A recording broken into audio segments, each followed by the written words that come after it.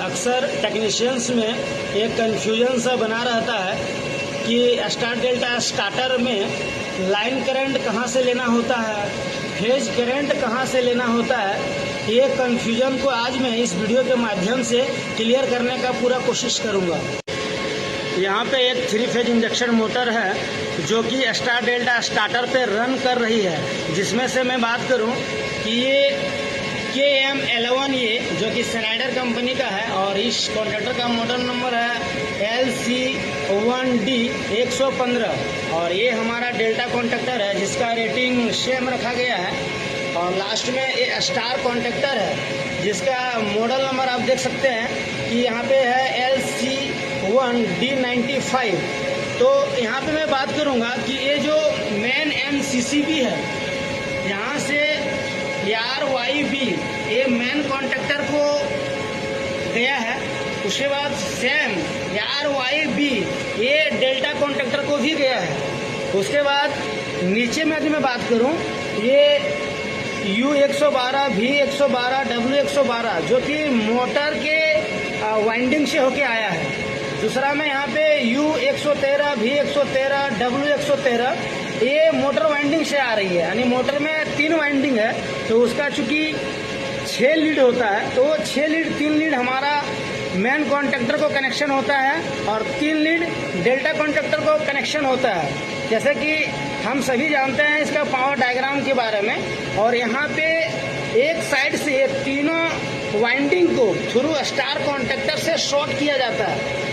तो यहाँ पे यदि हमें लाइन करंट लेना है तो जो मेन MCCB से केबल का कनेक्शन लिया गया है वहाँ पे हमें लाइन करंट लेना होता है।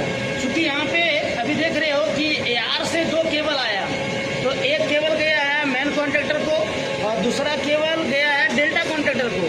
तो यदि हमें लाइन करंट चेक करना है तो ये दोनों केबल में क्लैंप मीटर को लगा के जो वैल्यू आएगा वो हमारी लाइन करंट होगा। अभी दूसरा मैं बात करूं कि यदि फेज करंट चेक करना है तो ये दोनों कॉन्ट्रैक्टर के नीचे किसी एक में आप लगा के फेज करंट को आप चेक कर सकते हो। यहाँ पे 3 केबल है, किसी एक में लगाएंगे तो वो जो करंट का वैल्यू निकल के आएगा वो होगा फेज करंट।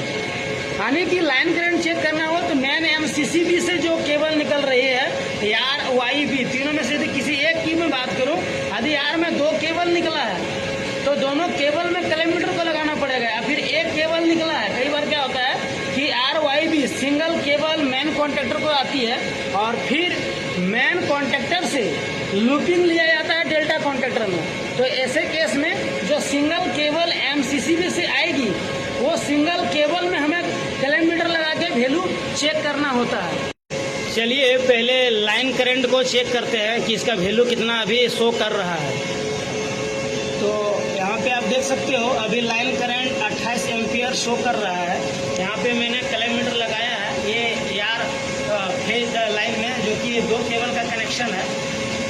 उसके बाद अभी हम चेक करेंगे फेज करंट, क्योंकि हम सभी को मालूम है कि लाइन करंट का जो वैल्यू है वो फेज करंट पे 1/√3 टाइम्स रिड्यूस हो जाता है। तो अभी आप यहाँ देख रहे हो कि लाइन करंट 28 था तो यहाँ पे फेज करंट लगभग 16.5 एम्स दिखा रहा है। वो वैल्यू 1 एम्पियर के आसपास वेरी करता है। तो ये हुआ फेज करंट।